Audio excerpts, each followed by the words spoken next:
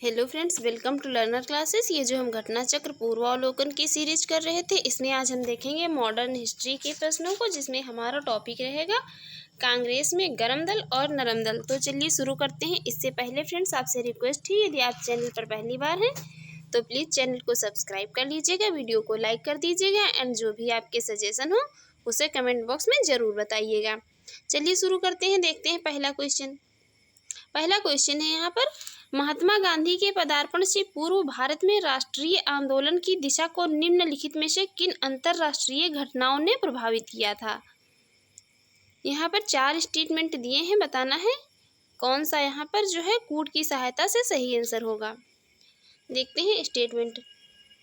पहला स्टेटमेंट है 1898 के इटली और अबिसिनिया युद्ध ने। दूसरा है चीन के बक्सर आंदोलन ने। तीसरा है आयरलैंड के क्रांतिकारी आंदोलन ने। चौथा है रूस जापान के युद्ध में जापान की विजय ने। यहाँ पर ये जो चारों स्टेटमेंट दिए हैं, यहाँ पर ये चारों स्टेटमेंट जो है करेक्ट है। राइट आंसर हो जाएगा यहाँ पर ऑप्शन डी राइट आंसर हो जाएगा। 1 2 3 4। देखते हैं इसकी एक्सप्लेन। भारत में राष्ट्रीय आंदोलन की दिशा को महात्मा गांधी के पदार्पण के पूर्व इटली अबिसिनिया युद्ध, जिसमें इटली की औपनिवेशिक शक्ति पराजित हुई, 1899 से 1901 के दौरान चीन में साम्राज्यवादियों के विरुद्ध चलाए गए बक्सर आंदोलन तथा रूस पर जापान की विजय, इन सब ने प्रभावित किया था। किंतु इनमें वर्ष 1905 में जापान की रूस पर विजय का सर्वाधिक प्रभाव पड़ा। जापान ने वर्ष 1905 में जार शाही रूस को हराकर स्वयं को सैनिक दृष्टि से एक शक्तिशाली यूरोपीय देश से श्रेष्ठ सिद्ध कर दिया। इससे इस मिथ्या भ्रम का निवारण हो गया कि गोरी जाति के लोग जो हैं अजेय हैं। देखते हैं अगला क्वेश्चन है यहाँ पर, कांग्रेस के नरम दल के नेताओं की आंदोलन की पद्धति क्या थी। कांग्रेस के जो ये नरम दल के नेता थे, इनकी आंदोलन की पद्धति क्या थी। तो राइट आंसर हो जाएगा यहाँ पर ऑप्शन बी, राजा वामवंध्य आंदोलन। ये जो इनकी पद्धति थी आंदोलन की, तो ये राजा वामवंध्य आंदोलन इनकी पद्धति थी, इनके आंदोलन की। जो कांग्रेस के नरम दल के नेता थे, कांग्रेस में 2 दल बन गए थे, एक जिसे गर्म दल कहा जाता था और एक जिसे नरम दल कहा जाता था। कांग्रेस के नरम दल के नेताओं की आंदोलन की प्रमुख पद्धति जो थी राजवामवंध्य आंदोलन या कॉन्स्टिट्यूशनल एजिटेशन, अर्थात जो है प्रशासन में भारतीयों की भागीदारी की मांग तथा जनता में राजनीतिक जागरूकता उत्पन्न करना थी। देखते हैं अगला क्वेश्चन है यहाँ पर, निम्नलिखित में से किस आंदोलन के कारण भारतीय राष्ट्रीय कांग्रेस का विभाजन हुआ, जिसके परिणाम स्वरूप नरम दल और गर्म दल का उद्भव हुआ था। तो ये हुआ था किसके परिणाम स्वरूप, स्वदेशी आंदोलन के। राइट आंसर हो जाएगा ऑप्शन ए। देखते हैं इसकी एक्सप्लेन। स्वदेशी आंदोलन तथा विदेशी वस्तुओं के बहिष्कार के बंगाल से बाहर प्रसार को लेकर कांग्रेस के उग्रपंथी तथा नरमपंथी दलों के मध्य क्या हुआ, मतभेद व्याप्त हो गए। गर्मपंथी आंदोलनकारी स्वदेशी और बहिष्कार आंदोलन को बंगाल तक ही सीमित न रखकर उसी देश के जो है अन्य हिस्सों तक पहुंचाना चाहते थे। वे केवल विदेशी माल के बहिष्कार से ही संतुष्ट नहीं थे, बल्कि वे चाहते थे कि अंग्रेजी हुकूमत को भी किसी तरह से सहयोग न दिया जाए। अगला क्वेश्चन है यहाँ पर, अधिकतर जो नरमपंथी नेता थे तो वो कहाँ से बिलोंग करते थे, यहाँ पर पूछा जा रहा है। तो राइट आंसर हो जाएगा ऑप्शन बी, शहरी क्षेत्रों से। वो जो यहाँ पर नरमपंथी नेता थे, नरमपंथी दल के, वो अधिकतर जो है शहरी क्षेत्रों से आते थे। इसमें कौन कौन से शामिल थे देखते हैं। इसमें शामिल थे उदारवादी राजनीतिक एवं राजनीतिक भिक्षावृत्ति के युग में अधिकांश नरमपंथी नेता थे। कौन कौन से, तो इनके नाम याद रखिए, ये पूछ लिए जाते हैं। दादा भाई नौरोजी थे, फिरोज शाह मेहता थे, दिनसा वाचा थे, व्योमेश चंद्र बनर्जी थे और सुरेंद्र नाथ बनर्जी जो थे। तो ये सभी किस दल में आते थे, ये नरमपंथी दल के नेता थे। इस काल में कांग्रेस पर समृद्धशाली मध्यम वर्गीय बुद्धिजीवियों का, जिनमें वकील, डॉक्टर, इंजीनियर, पत्रकार एवं साहित्यिक व्यक्ति जो है का सम्मिलित थे। इसमें उपाधियां और बड़े बड़े पद इन लोगों के लिए आकर्षण रखते थे। कांग्रेस में आने वाले ये प्रतिनिधि बड़े बड़े नगरों से आते थे और जनसाधारण से इनका कोई जो है संपर्क नहीं था। देखते हैं अगला क्वेश्चन है यहाँ पर, निम्नलिखित में से किसने 1904 से लगातार भारत को स्वशासन देने पर बल दिया था। तो वो कौन थे? वो थे Dadabhai Naoroji. Right answer option D, वो थे दादा भाई नौरोजी। देखते हैं अब इसकी एक्सप्लेन। दादा भाई नौरोजी ने भारत के लिए स्वशासन या स्वराज्य की मांग वर्ष 1904 में इंटरनेशनल सोशलिस्ट कांग्रेस में पहली बार रखी थी। वर्ष 1905 में कांग्रेस के बनारस अधिवेशन के अपने संदेश में भी वे जो है स्वशासन या सेल्फ गवर्नमेंट की बात कही थी। वर्ष 1906 के कांग्रेस अधिवेशन में अपने अध्यक्षीय भाषण में स्वराज की मांग रखी थी। किसने? दादा भाई नौरोजी ने। देखते हैं अगला क्वेश्चन। अगला क्वेश्चन यहाँ पर, निम्न में से कौन उग्रपंथी नहीं था? तो उग्रपंथी कौन नहीं थे? वो थे गोपाल कृष्ण गोखले, जो कि उग्रपंथी नहीं थे। देखते हैं इसके एक्सप्लेन। गोपाल कृष्ण गोखले उदारवादी खेमे से जो है संबंध थे। वह समभाव और मृदु न्यायप्रियता में विश्वास रखते थे। उन्हें पूर्ण विश्वास था कि देश का पुनरुद्धार जो है उत्तेजना के बाउंड्री में नहीं हो सकता है। वे साधन और साध्य दोनों की पवित्रता में विश्वास रखते थे। कौन? गोपाल कृष्ण गोखले जी। देखते हैं अगला क्वेश्चन। अगला क्वेश्चन है, इनमें से कौन उग्र राष्ट्रवादी के उल्लेखनीय नेताओं में से नहीं था? तो वो नहीं थे, कौन नहीं थे? वो थे गोपाल कृष्ण गोखले। फ्रेंड्स, आपको यदि हमारी वीडियो अच्छी लग रही हो और आपके एग्जाम के लिए जो है 1% भी अगर यूजफुल हो रही हो तो प्लीज़ हमारे चैनल को सब्सक्राइब कर लें, वीडियो को लाइक कर दें। देखते हैं अगला क्वेश्चन। अगला क्वेश्चन, निम्नलिखित में से कौन उग्रवादी नेता नहीं था? तो वो थे GK गोखले या गोपाल कृष्ण गोखले। अगला क्वेश्चन है, किसने भारतीय राष्ट्रीय कांग्रेस पर प्रार्थना, याचना तथा विरोध की राजनीति करने का आरोप लगाया था? ये आरोप किसने लगाया था कांग्रेस पर? ये प्रार्थना याचना करने का जो है आरोप लगाया था कांग्रेस पर, वो थे Bal Gangadhar Tilak. Right answer option B, बाल गंगाधर तिलक। देखते हैं इसकी एक्सप्लेन। वर्ष 1906 के बाद भारतीय राजनीति में कांग्रेस के अंदर उग्रवादी दल के उदय के साथ साथ क्या हुआ? देश में क्रांतिकारी उग्रवादी दलों का आविर्भाव हुआ। उग्रवादी विचारधारा के 4 प्रमुख नेता थे। ये उग्रवादी है जिसे गरम दल कहा जाता था, इसके 4 प्रमुख नेता थे।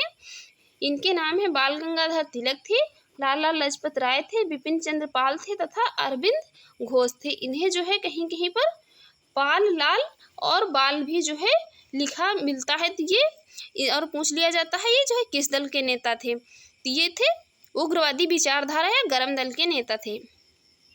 इन नेताओं ने स्वराज्य प्राप्ति को ही अपना लक्ष्य बनाया। उन्हें क्या है? उदारवादी नेताओं की तरह इन्हें संवैधानिक दायरे के अंदर अपनी मांगे मनवाने में विश्वास नहीं था। तिलक ने कहा था कि हमारा उद्देश्य आत्मनिर्भरता है, ना कि भिक्षावृत्ति। ये स्टेटमेंट भी पूछ लिया जाता है। तो ये स्टेटमेंट जो है किसने दिया था? ये स्टेटमेंट दिया था तिलक ने। कहा था हमारा उद्देश्य आत्मनिर्भरता है, भिक्षावृत्ति नहीं। उन्हें कांग्रेस पर प्रार्थना, याचना तथा विरोध की जो है राजनीति करने का उन्होंने आरोप लगाया था। देखते हैं अगला क्वेश्चन। अगला क्वेश्चन है यहाँ पर, अगला क्वेश्चन है जो किसने भारतीय राष्ट्रीय कांग्रेस के विरुद्ध क्या है अनुनय, विनय और विरोध की राजनीति का दोष लगाया था? तो वो किसने? वो थे BG तिलक। अगला क्वेश्चन है यहाँ पर, कांग्रेस की प्रार्थना और याचना की नीति अंततः समाप्त हो गई बाल गंगाधर तिलक के नेतृत्व में। ये नीति जो थी अनुनय, विनय और याचना प्रार्थना की कांग्रेस की, तो ये जो बाल गंगाधर तिलक के नेतृत्व में क्या है समाप्त हो गई थी। देखते हैं इसके एक्सप्लेन। कांग्रेस नेतृत्व की आवेदन निवेदन नीति की असफलता ने देश के अंदर खुद कांग्रेस के अंदर असंतोष पैदा किया। ब्रिटिश सरकार द्वारा लगातार कांग्रेस के प्रति अपनाई जाने वाली उपेक्षापूर्ण नीति ने कांग्रेस की युवा नेताओं जैसे बाल गंगाधर तिलक थे, लाला लाजपत राय थे एवं बिपिन चंद्र पाल को अंदर से आंदोलित किया। इन युवा नेताओं ने उग्रवादी नेताओं की राजनीतिक भिक्षावृत्ति में कोई विश्वास नहीं जताया। इन्होंने स्वराज्य प्राप्ति को अपना मुख्य लक्ष्य बनाया। बाल गंगाधर तिलक इस विचारधारा के अग्रदूत थे। उनके नेतृत्व में कांग्रेस की प्रार्थना और याचना की नीति जो है समाप्त हो गई थी। अगला क्वेश्चन है, भारतीय राष्ट्रीय कांग्रेस को किसने भीख मांगने वाली संस्था या बेगिंग इंस्टीट्यूट कहा था? ये किसने कहा था? तो ये कहने वाले थे कौन हो सकते हैं? वो थे Bal Gangadhar Tilak. Right answer option B. ये कहा था बाल गंगाधर तिलक ने। इन्होंने नकारात्मक जो है कांग्रेस पर टिप्पणियां, बहुत नकारात्मक टिप्पणियां की थी और नकारात्मक टिप्पणियां करते हुए ही उन्हें जो है इसे भीख मांगने वाली संस्था कहा था। अगला क्वेश्चन है यहाँ पर, भारतीय राष्ट्रीय आंदोलन गर्मपंथियों के प्रभावाधीन आया। तो तो ये किस सन में आया था? ये आया था 1906 के बाद। देखते हैं अब अगला क्वेश्चन, देख लेते हैं इसके एक्सप्लेन। वर्ष 1906 के बाद भारतीय राजनीति में कांग्रेस के भीतर गरम दल का प्रभाव बढ़ा। गरम दल का नेतृत्व प्रमुख कांग्रेसी नेताओं बाल गंगाधर तिलक, लाला लाजपत राय और बिपिन चंद्र पाल तथा अरविंद घोष ने मिलकर के। इन नेताओं ने स्वराज्य को अपना लक्ष्य बनाया। तिलक ने नारा दिया, स्वराज्य मेरा जन्मसिद्ध अधिकार है और मैं इसे लेकर रहूंगा। मोस्ट इंपॉर्टेंट है, याद रखिए, पूछ लिया जाता है किसने नारा दिया था। स्वराज्य मेरा जन्मसिद्ध अधिकार है, मैं इसे लेकर रहूंगा। बाल गंगाधर तिलक ने कहा था स्वराज्य मेरा जन्मसिद्ध अधिकार है और मैं इसे लेकर रहूंगा। अगला क्वेश्चन है, निम्नलिखित में से कौन सा नेता कांग्रेस के गरम दल से संबंधित था? तो वे थे कौन? वे थे अरविंद घोष। ये तो सभी जो है गरम दल से संबंधित थे ना, दादा भाई नौरोजी, जी.के. गोखले और एस.एन. बनर्जी। अरविंद घोष कांग्रेस की उग्रवादी विचारधारा अथवा गरम पक्ष के नेता थे। वे गरम दल के 4 स्तंभ थे। ये गरम दल के जो है 4 स्तंभ कहे जाते थे। लाला लाजपत राय, बाल गंगाधर तिलक, बिपिन चंद्र पाल और अरविंद घोष उनमें से एक थे। 1893 से जो है 1894 में अपने एक लेख में उन्होंने कहा था, कांग्रेस जो है श्रमिक वर्ग से दूर है। कांग्रेस श्रमिक वर्ग से दूर है और अराष्ट्रवादी है और पूर्णतया असफल रही है तथा इसकी शासकों के अप्रसन्न होने के भय से स्पष्ट न कहने की नीति को उन्होंने कायरता की संज्ञा दी। उनके अनुसार कांग्रेस क्षय रोग से मरने वाली है। वर्ष 1908 में पुलिस द्वारा जो है मणिकतल्ला उद्यान में छापा मारकर जिन 34 लोगों को गिरफ्तार किया गया उनमें अरविंद घोष भी शामिल थे। सभी के ऊपर अलीपुर षड्यंत्र मामले के अंतर्गत मुकदमा चलाया गया और अरविंद घोष को क्या हुआ, 1 वर्ष की सजा सुनाई गई, किंतु बाद में साक्ष्य के अभाव में उन्हें छोड़ दिया गया था। कालांतर में वे क्रांतिकारी क्रियाकलापों से अलग होकर सन्यासी बन गए तथा कहाँ चले गए थे? पौंडीचेरी चले गए थे। अगला क्वेश्चन, निम्नलिखित में से कौन एक उग्रवादी था? यहाँ पर उग्रवादी बताना है। उग्रवादी यहाँ पर कौन थे? तो उग्रवादी या जो है गरम दल के नेताओं में कौन शामिल थे? तो वो थे, उनका नाम था Bipin Chandra Pal. Right answer option C. देखते हैं अगला क्वेश्चन। अगला क्वेश्चन है, राष्ट्रीय आंदोलन में निम्न में से किसको नरम दलीय के तौर पर नहीं जाना जाता है? तो वो थे बाल गंगाधर तिलक। देखते हैं अब अगला क्वेश्चन। अगला क्वेश्चन है यहाँ पर, शेरे पंजाब के नाम से कौन मशहूर था? शेरे पंजाब के नाम से कौन मशहूर था? तो वो थे Lala Lajpat Rai. Right answer option C. Lala Lajpat Rai को शेरे पंजाब कहा जाता था। भारतीय राष्ट्रीय कांग्रेस में गरम दल के नेता थे तो पंजाब की प्रतिनिधि थे। इन्हें जो है पंजाब केसरी कहा जाता था। किसे? लाला लाजपत राय को शेरे पंजाब या पंजाब केसरी कहा जाता था। अगला क्वेश्चन है, निम्नलिखित में से कौन भारतीय राष्ट्रीय कांग्रेस में उदारवादियों से नहीं जुड़ा था? भारतीय राष्ट्रीय कांग्रेस में जो है उदारवादियों से कौन नहीं जुड़ा था?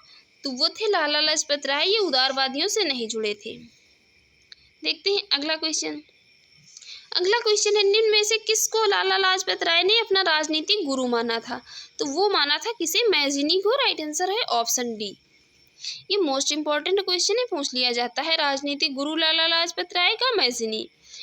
देखते हैं इसके एक्सप्लेन। लाला लाजपत राय ने इटली के क्रांतिकारी राष्ट्रपिता मैजिनी के जीवन वृत्त को पढ़ने के बाद उन्हें अपना राजनीतिक गुरु माना। बाद में उन्होंने मैजिनी की उत्कृष्ट रचना थी द ड्यूटीज ऑफ मैन का है उर्दू में अनुवाद किया था। द ड्यूटीज ऑफ मैन, ये इसकी मैजिनी की एक जो है उत्कृष्ट रचना थी।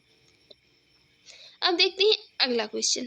अगला क्वेश्चन है, उन्होंने मैजिनी, गैरिबाल्डी, शिवाजी तथा श्री कृष्ण की जीवनी लिखी। वे अमेरिका में कुछ समय के लिए रहे तथा वे केंद्रीय सभा के सदस्य भी निर्वाचित रहे। वो थे कौन? यहाँ पर किसकी बात हो रही है? यहाँ पर बात हो रही है, किसकी बात हो रही है? शेरे पंजाब की। वो कौन थे? वो थे लाला लाजपत राय। शेरे पंजाब या पंजाब केसरी की। पंजाब केसरी के नाम से प्रसिद्ध भारतीय स्वतंत्रता सेनानी थे लाला लाजपत राय। 1907 में वे 6 माह के निर्वासन के दौरान कुछ समय के लिए वे अमेरिका में रहे और प्रथम विश्व युद्ध के दौरान वापस लौट आए थे। राजनीतिज्ञ के साथ साथ वह क्या थे? ओजस्वी लेखक भी थे। उन्होंने भगवान श्री कृष्ण, शिवाजी, स्वामी दयानंद सरस्वती, मैजिनी और गैरिबाल्डी की संक्षिप्त जीवनियों को जो है पढ़ा था। अनहैप्पी इंडिया और the story of my deportation जो है उनकी महत्वपूर्ण रचनाएं थी। ये इनकी रचनाएं याद रखिए, मोस्ट इंपॉर्टेंट इनकी रचनाएं हैं।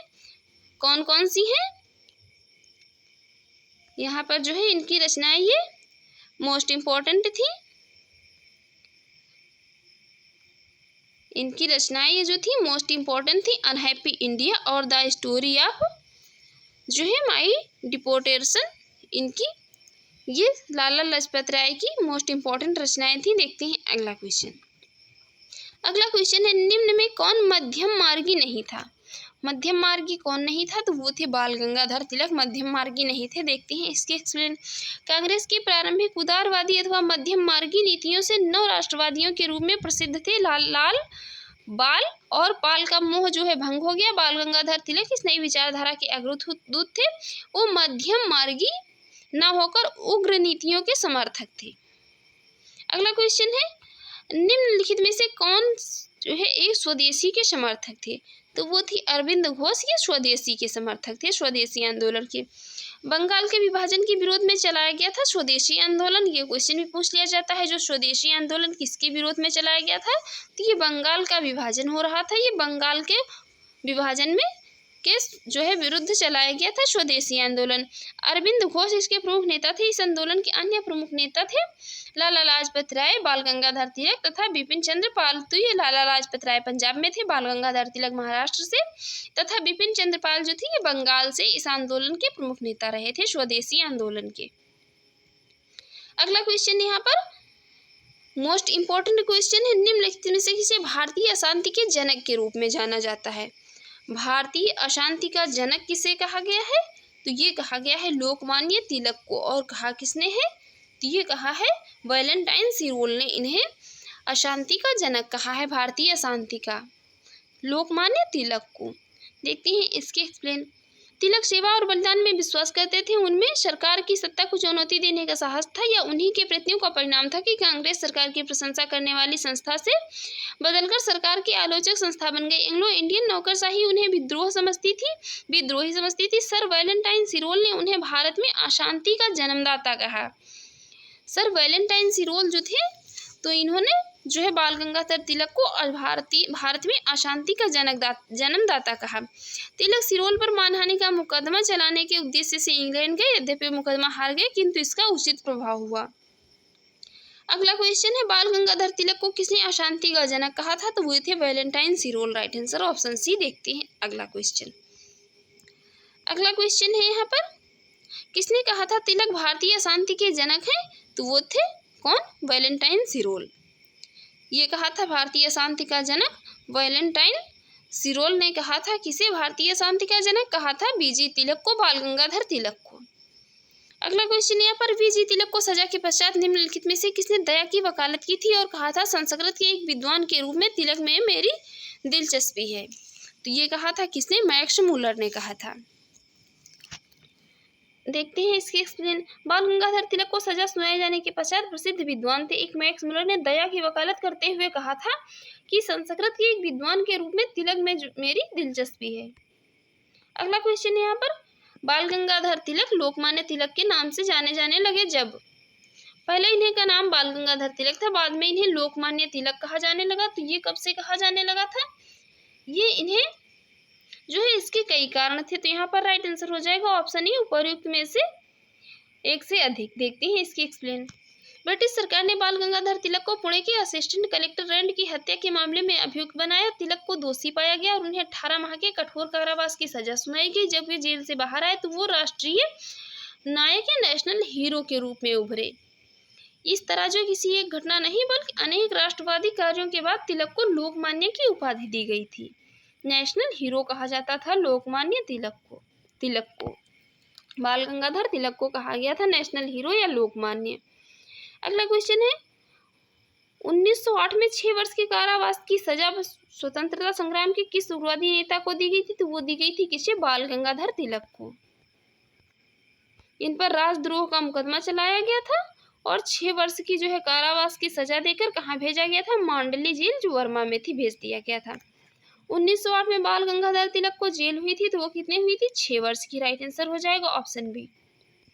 अगला क्वेश्चन है यहाँ पर भारत की स्वतंत्रता आंदोलन के प्रारंभिक दौर में उग्रवादी विचारधारा को निम्नलिखित में से कौन सा एक निरूपित करता है। कौन सा यहाँ पर जो है ये भारत की स्वतंत्रता आंदोलन के प्रारंभिक दौर में उग्रवादी विचारधारा को निरूपित करता है। पहला स्टेटमेंट है यहाँ पर, आयातित वस्तुओं पर देशज वस्तुओं का प्रश्रय देकर देशज वस्तुओं के उत्पादन को बढ़ावा देना। ये स्टेटमेंट तो यहाँ पर गड़बड़ लग रहा है, ये स्टेटमेंट इसलिए यहाँ पर इनकरेक्ट है। दूसरा स्टेटमेंट है, संवैधानिक साधनों एवं याचिकाओं के स्थान पर आक्रामक साधनों से स्वशासन प्राप्त करना। बी वाला यहाँ पर स्टेटमेंट जो है सही लग रहा है, तो राइट आंसर हो जाएगा यही ऑप्शन बी। देखते हैं इसकी एक्सप्लेन। जहां उदारवादी दल संवैधानिक आंदोलन में अंग्रेजों की न्यायप्रियता में, वार्षिक सम्मेलनों में भाषण देने में, प्रस्ताव पारित करने में और इंग्लैंड में शिष्टमंडल भेजने में विश्वास करता था, वहीं दूसरी ओर उग्रवादी दल आक्रामक प्रतिरोध में, सामूहिक आंदोलन में तथा आत्म बलिदान के लिए दृढ़ निश्चय में विश्वास करता था। इनके लिए स्वराज का अर्थ विदेशी नियंत्रण से पूर्ण स्वतंत्रता था, जबकि उदारवादी दल के स्वराज का अर्थ है साम्राज्य के अंदर औपनिवेशिक स्वशासन था। अगला क्वेश्चन यहाँ पर, भारतीय मुसलमान सामान्य रूप से उग्रवादी आंदोलन की ओर आकर्षित नहीं हुए, इसका कारण था। भारतीय मुसलमान जो थे तो उग्रवादी आंदोलन की ओर आकर्षित नहीं हुए थे, उग्रवादी आंदोलन में उन्होंने हिस्सा नहीं लिया था। इसका यहाँ पर मुख्य कारण क्या था? यहाँ इसका पर मुख्य कारण था कि जो है उग्रवादियों की हिंदू अतीत का राग अलापने की नीति, क्योंकि ये जो सभी उग्रवादी थे ये सिर्फ जो है हिंदुओं के अतीत का, हिंदुओं के फायदे की बात कर रहे थे, हिंदुओं के स्वतंत्रता की बात कर रहे थे। यहाँ पर इनका मुसलमानों से कोई लेना देना नहीं था, इसलिए यहाँ पर जो है इनके मुसलमानों ने जो है क्या, ये भारतीय जो मुसलमान थे इस आंदोलन की ओर आकर्षित नहीं हुए थे। देखते हैं अब अगला क्वेश्चन। अगला क्वेश्चन है यहाँ पर, देख लेते हैं इसके एक्सप्लेन। भारतीय मुसलमान सामान्य रूप से उग्रवादी आंदोलन की ओर आकर्षित है क्योंकि उग्रवादी नेता हिंदू अतीत को वापस लाने की बात कर रहे थे। अरविंद घोष ने कहा, स्वतंत्रता हमारे जीवन का उद्देश्य है और हिंदू धर्म ही हमारे इस उद्देश्य की पूर्ति करेगा।